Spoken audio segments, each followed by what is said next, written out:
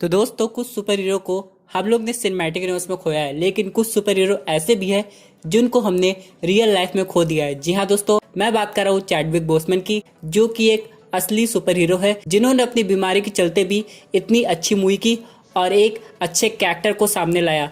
अब यहाँ पे इनके जाने के बाद फैंस बहुत ज़्यादा परेशान है। वो ये भी जानना चाहते हैं कि ब्लैक पैंथर के फ्यूचर का क्या होने वाला है, क्योंकि दोस्तों ब्लैक पैंथर और वकांडा दोनों एक इम्पॉर्टेंट पार्ट है मार्वल सिनेमैटिक यूनिवर्स का, जिन्होंने फेज 3 को अच्छे से बनाया और आगे जाके फेज 4 और फेज 5 में भी इम्पोर्टेंट रोल प्ले करेंगे। यहाँ पे फैंस ब्लैक पैंथर 2 मूवी देखना तो चाहते हैं, लेकिन वो ब्लैक पैंथर का रिप्लेसमेंट नहीं चाहते, यानी कि चैडविक बोसमैन को एक परफेक्ट ट्रिब्यूट देना चाहते हैं। अब यहाँ पे इसके बेसिस पे 2 स्टोरी लाइन आ रही है जो मैं वीडियो में डिस्कस करूंगा। इसके अलावा मैं फेज 4 से रिलेटेड एक इम्पॉर्टेंट अपडेट भी डिस्कस करूंगा। तो दोस्तों कंप्लीट वीडियो को स्टार्ट करने से पहले आप लोग कर दीजिए वीडियो को लाइक और कमेंट कीजिए ब्लैक पैंथर। साथ ही साथ जो लोग मेरे चैनल पे नए आए हैं, हमारे चैनल को सब्सक्राइब करके हमारी कॉमिक बुक टॉक्स फैमिली का हिस्सा बनिए। तो दोस्तों सबसे पहले स्टोरी लाइन से बात करते हैं जो कि रिलेटेड है शूरी से। यहाँ पे बहुत ढेर सारी ऑडियंस का ये कहना है कि अगर यहाँ पे शूरी को ब्लैक पैंथर बना दीजिए तब ब्लैक पैंथर 2 मूवी पॉसिबल होगी, क्योंकि यहाँ पे फिर चैडविक बोसमैन का रिप्लेसमेंट भी नहीं होगा और उनको एक अच्छा खासा ट्रिब्यूट देना पड़ेगा। अगर हम लोग बात करें ब्लैक पैंथर 2 के स्क्रिप्ट की, तो मेरे हिसाब से ये ऑलरेडी कंप्लीट हो चुकी है, लेकिन अब इनमें बहुत ढेर सारे चेंजेस करने पड़ेंगे और यहाँ पे एक रिस्पेक्टेबल एक्ट दिखाना पड़ेगा जिसमें टचाला के बाद शूरी को अगला ब्लैक पैंथर बनाया जा रहा है। वैसे ये पॉसिबल एवेंजर्स इन्फिनिटी वॉर में होने वाला था। बहुत लोगों को लगा कि जब ब्लैक पैंथर स्नैप हुआ था तो कुछ समय के लिए वकांडा को शूरी संभाल सकती है, लेकिन इसमें क्या हुआ, वो भी स्नैप हो गई थी। लेकिन अगर हम लोग करंट सिनेरियो की बात करें तो यहाँ पे शूरी ही एक परफेक्ट मैच है, क्योंकि दोस्तों कॉमिक बुक की स्टोरी लाइन की बात करें तो टचाला के जाने के बाद शूरी ने वकांडा को संभाला था, लेकिन सबसे इंपॉर्टेंट मैटर करता है स्टोरी को कैसे बनाया जाएगा और टचाला को कैसे डिजीज दिखाया जाएगा, क्योंकि ये सब होना बहुत इंपॉर्टेंट है। से ब्लैक पैंथर 2 मूवी ऑडियंस को जस्टिफाई कर पाए कि वो क्या कर रही है, क्योंकि दोस्तों ब्लैक पैंथर का कैरेक्टर बहुत ज़्यादा इंपॉर्टेंट होने वाला था आगे के लिए। यहाँ पे ये एवेंजर्स 5 में काम आते हैं, फिर न्यू एवेंजर्स मूवी में काम आते हैं। इन सब के अलावा ब्लैक पैंथर 2 में फिर विलन भी चेंज हो जाएंगे। इसके बाद दोस्तों दूसरा पॉइंट आएगा, फिर स्टॉर्म का इंट्रोडक्शन नहीं हो पाएगा क्योंकि उस समय ब्लैक पैंथर होंगे नहीं। चलिए दोस्तों, एक काफी ज्यादा इंपॉर्टेंट टॉपिक है जिसमें मार्वल स्टूडियोज को बड़े आराम से काम करना पड़ेगा, जिसमें वो टचाला को जस्टिफाई कर पाए, उसे अच्छी तरह रिस्पेक्ट दे पाए। दोस्तों अगर मैं अगली स्टोरी लाइन की बात करूं जो कि फैंस डिस्कस कर रहे हैं और बहुत सारे फैंस ये चाहते भी हैं, वो है किल मॉन्गर का वापस आना। हम लोग ने ब्लैक पैंथर पार्ट 1 मूवी में देखा था कि किल मॉन्गर अपनी लाइफ को एंड कर दिया था, लेकिन यहाँ पे बहुत से लोग ये भी सोच रहे थे कि किल मॉन्गर ब्लैक पैंथर 2 में वापस आ सकता है, लेकिन पता नहीं, हो सकता है किसी वकांडियन टेक्नोलॉजी की वजह से। लेकिन अब यहाँ पे पूरी चीज बदल चुकी है। यहाँ पे फैंस ये चाहते हैं कि किसी तरह किल मॉन्गर को कोई इन्फिनिटी स्टोन से वापस ला जाए, फिर उसे एक अच्छा इंसान बना के ब्लैक पैंथर की तरह इंट्रोड्यूस कर दीजिए। हालांकि वो ब्लैक पैंथर का मेंटल नहीं लेगा, वो गोल्डन जैगुआर का मेंटल लेगा, लेकिन फिर वो वकांडा का राजा बन जाएगा। दोस्तों ये जो ऑप्शन है ये काफी ज्यादा चैलेंजिंग है। पहली बात तो माइकल बी जॉर्डन वो ऐसा करने के लिए तैयार होंगे कि नहीं होंगे, क्योंकि रियल लाइफ में चैडविक बोसमैन उनके बहुत अच्छे दोस्त थे, तो हो सकता है वो उसे ट्रिब्यूट देने के लिए ऐसा ना भी करे, क्योंकि वो नहीं चाहते कि ब्लैक पैंथर की जगह कोई ले। और दूसरी बात, क्या मार्वल स्टूडियोज कोई ऐसी स्क्रिप्ट में चेंजेस करेगा?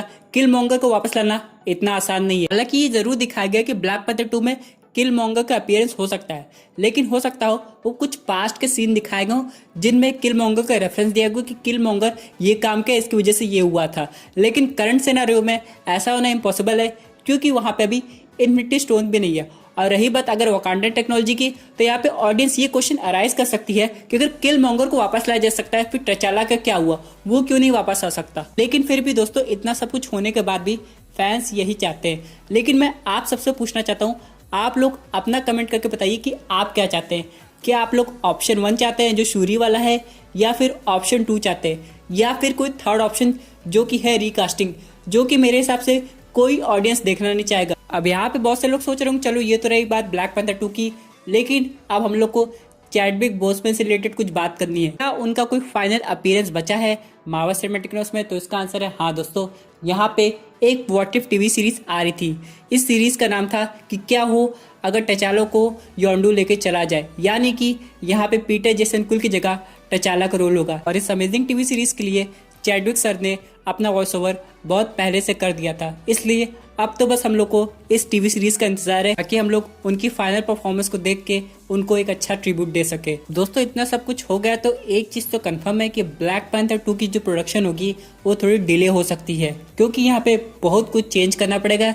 इसी के साथ दोस्तों हो सकता है ये फेज 5 में ये मूवी एकदम एंड में आए, क्योंकि यहाँ पे स्टोरी लाइन और टाइमलाइन पे भी इफेक्ट पड़ सकता है। दोस्तों यहाँ पे ये भी देखना पड़ेगा कि अगर टचाला ब्लैक पैंथर 2 मूवी में है नहीं तो यहाँ पे स्टॉर्म कैसे इंट्रोड्यूस होगी, स्टॉर्म से रिलेटेड बाकी म्यूटेंट कैसे आएंगे, और यहाँ पे सबसे इंपॉर्टेंट बात जो कि मेन विलन होने वाला था जिसका नाम था नेमर, क्या वो ब्लैक पैंथर 2 में अपीयर होगा, और अगर होगा तो वो किसके अगेंस्ट फाइट करेगा।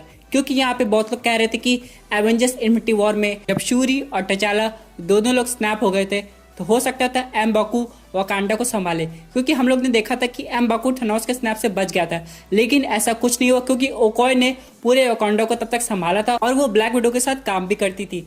इसका मतलब ये है दोस्तों कि ओकॉय भी एक अच्छा ऑप्शन बन सकती है, लेकिन बस वकांडा को संभालने के लिए जब टचाला ना हो। लेकिन अब यहाँ पे तो पूरा रिप्लेसमेंट ही आ गया है, इसलिए यहाँ पे काफी ज्यादा टफ होने वाला सिचुएशन।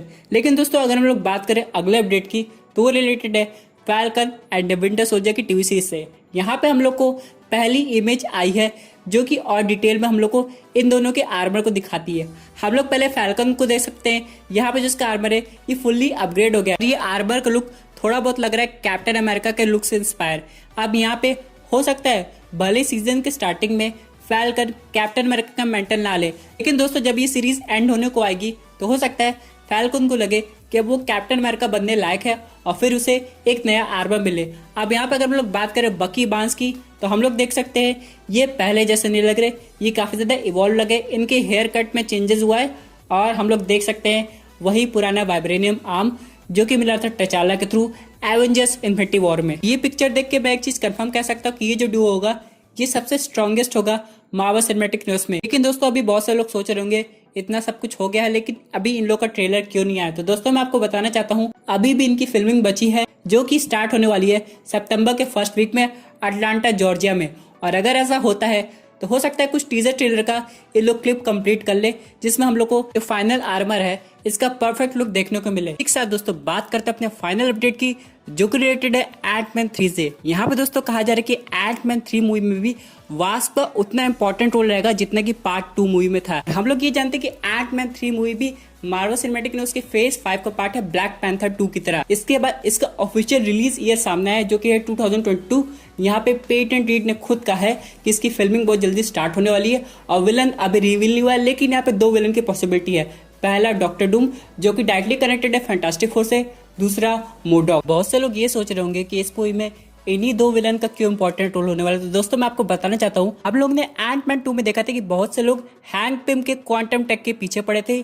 अब यहाँ पे जैसे ही जेनेट वास्प क्वांटम रियम से बाहर आई थी उसके बाद वो लोग क्वांटम रियम को और अच्छे से समझना चाहते थे, लेकिन उसके बाद क्या हुआ थेनोस ने स्नैप कर दिया था। लेकिन अब पूरी पॉसिबिलिटी है क्वांटम टनल फिर से बन सकता है और हो सकता है ये और ज्यादा कॉम्पैक्ट हो। जी हाँ दोस्तों हम लोग ने एक मिनी क्वांटम टनल देखा था जो कि स्कॉट लैंग की वैन में था, लेकिन हो सकता है इसका भी कॉम्पैक्ट वर्जन हम लोग को एंटमैन 3 मूवी में दिखाई दे और उसके पीछे मोडॉक पड़े, क्योंकि मोडॉक हमेशा कोई नई टेक्नोलॉजी को कंट्रोल करना चाहता है। जब उसे पता चलेगा कि हैंक पिम के पास एक ऐसी टेक्नोलॉजी है जिससे बहुत कुछ हो सकता है और सबसे इंपॉर्टेंट बात उससे टाइम ट्रेवल पॉसिबल है, तब उस टेक्नोलॉजी को हासिल करना चाहेगा ही। अब यहाँ पे सबसे इंपॉर्टेंट क्वेश्चन ये आता है कि मोडॉक से फाइट करने के लिए सिर्फ एंटमैन और वास्प रहेंगे या फिर कैसी लैंग भी, क्योंकि यहाँ पे हम लोग को इस मूवी में ही एक नया एवेंजर देखने को मिलने वाला है। जी हाँ दोस्तों जैसे हॉकाई की टीवी सीरीज में हम लोग को केट बिशॉप देखने को मिलेगी, उसी तरह एंटमैन 3 में हम लोग को कैसी लैंग भी देखने को मिलेगी जिसके पास भी सुपर पावर होगी।